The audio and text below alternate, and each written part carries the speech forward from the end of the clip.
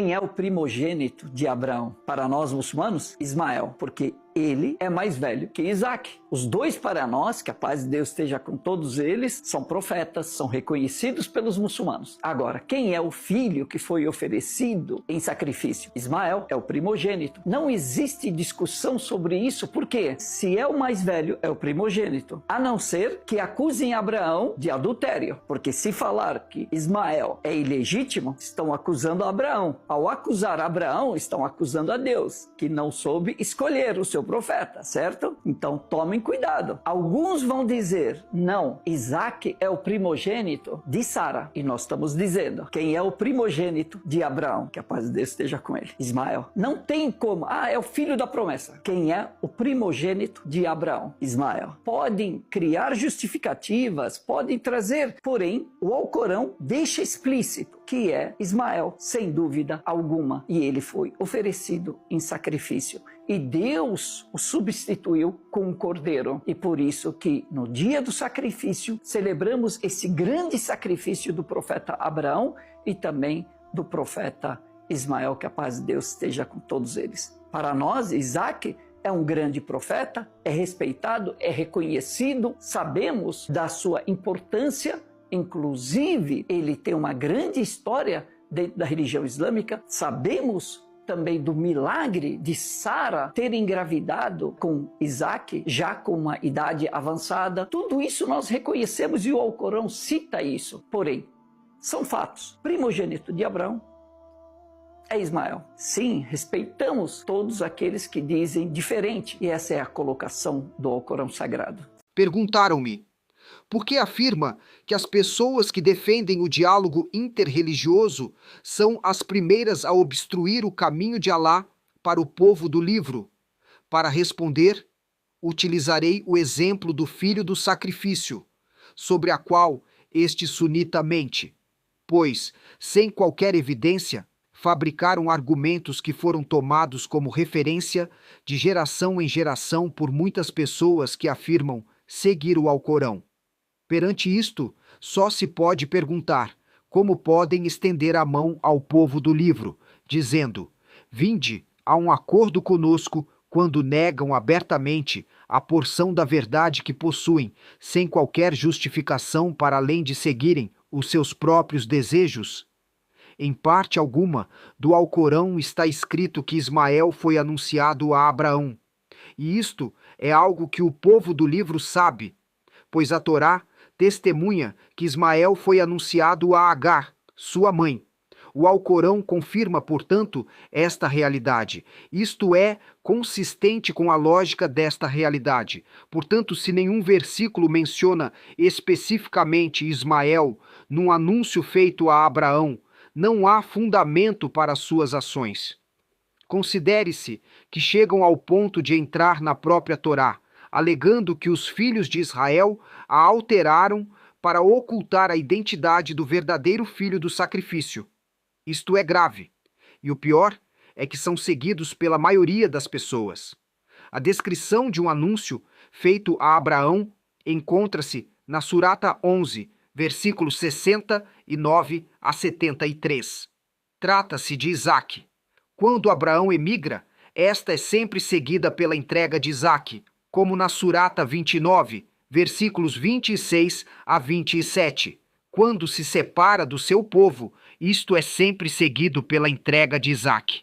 Ver a Surata 21, versículos 71 a 72. Ver também a Surata 19, versículo 49, e a Surata 6, versículos 83 a 85.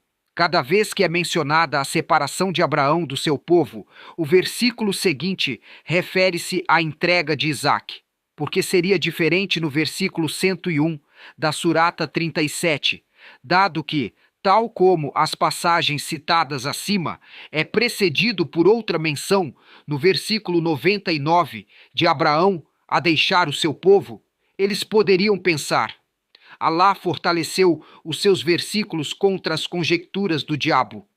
Vamos voltar atrás. Estamos no caminho errado. corremos o risco de nos tornarmos parte daqueles perversos que espalham boatos falsos, notícias que prejudicarão inúmeras pessoas. Repare-se quantas milhares, talvez até milhões, de pessoas são seguidas pelos mitomaníacos do diálogo interreligioso. Digo-o com toda a sinceridade. Os seus especialistas estão a trabalhar para o inimigo. O Alcorão foi revelado para abordar os pontos de discordância existentes entre o povo do livro ou para estabelecer novos, somando-se aos já existentes. Se, ao utilizarmos o Alcorão, conseguirmos o oposto do seu propósito original, então estaremos necessariamente a tornar ineficaz toda uma parte da revelação. Assim, as pessoas dizem: cremos em Abraão, Ismael e Isaque. Mas, na verdade, não acreditam nisto, pois negam a profecia a seu respeito. Também não acreditam em Jesus, filho de Maria, pois negam o que ele realizou. Cuidado, pois isto não é isento de consequências, uma vez que estão a incitar a negação de grandes sinais de Alá. Por outras palavras, através deles, Iblis bane-os, convidando-os para o inferno. O objetivo oficial das pessoas do diálogo interreligioso é facilitar um discurso comum entre aqueles que receberam uma parte das Escrituras.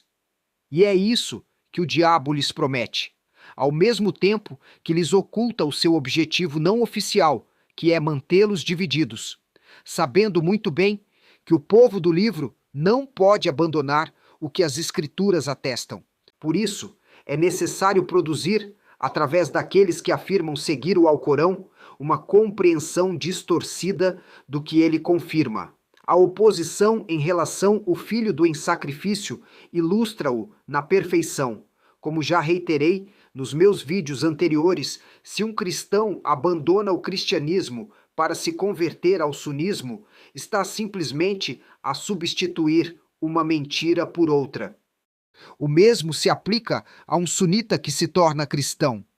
Na verdade, a manutenção das diferenças entre as seitas serve apenas como ponte entre elas, permitindo a passagem de uma para a outra em ambos os sentidos.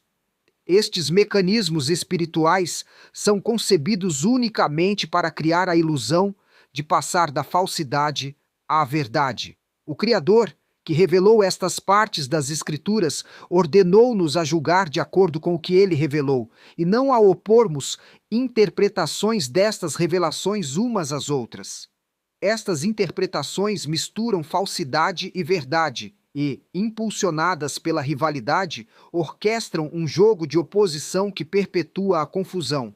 Porque num ponto, uma seita está certa e noutro está errada.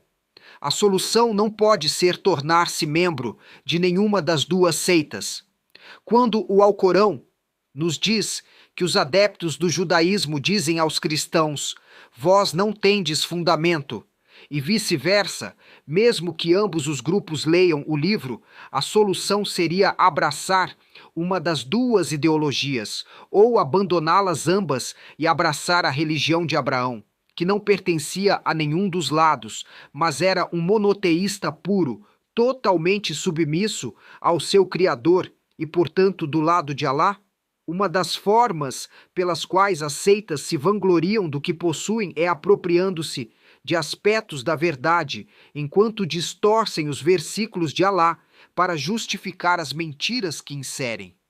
Querem uma única declaração verdadeira sobre Alá? Fui enviado com esse propósito. Mas este objetivo só será alcançado por aqueles suficientemente humildes para rejeitar a falsidade e não tão arrogantes ao ponto de aceitar a verdade.